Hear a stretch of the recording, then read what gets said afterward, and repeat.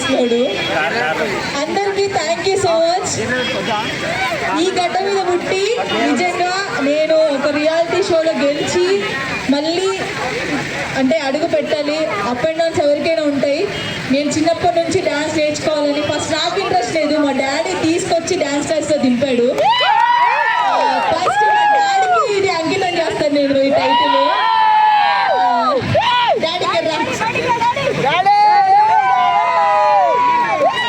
మా డాడీ అంటే నాకు ఎంత ఇష్టమో అందరికీ తెలుసు.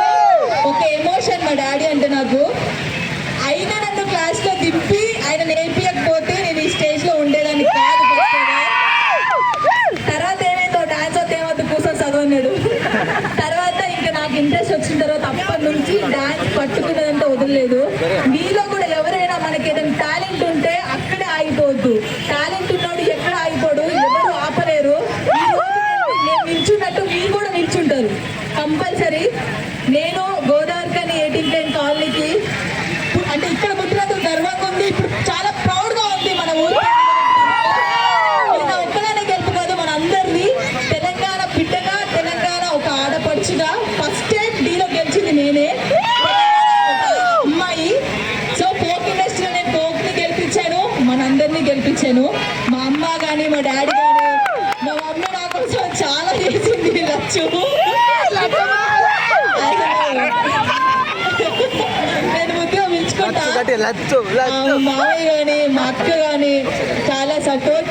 ఇంకా లిరి గురించి చెప్పలేను. మా కండే సార్ కానీ, స్టాలిన్ అన్న కానీ అందరూ చాలా సపోర్ట్. మా క్రాంత్ అన్న కానీ, వాసు కానీ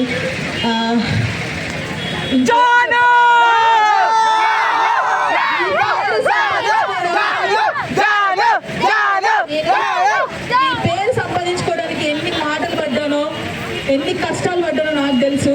ఇక్కడికి ముఖ్యంగా నాకు స్పెషల్ పర్సన్ ఒకరు వచ్చారు, సారికక్క. I love you so much. నిజంగా నా లైఫ్లో చాలా బెస్ట్ నా పర్సన్ అంటే తనే. ఇంకంతే, ఇంకా ఆ గురించి చెప్పలేను. ఇక్కడికి నా కోసం వచ్చిన ప్రతి ఒక్కరికి, అరుణ్ గారికి, అజయ్ అన్నయ్యకి, కార్తిక్కి, స్పెషల్గా రాజు,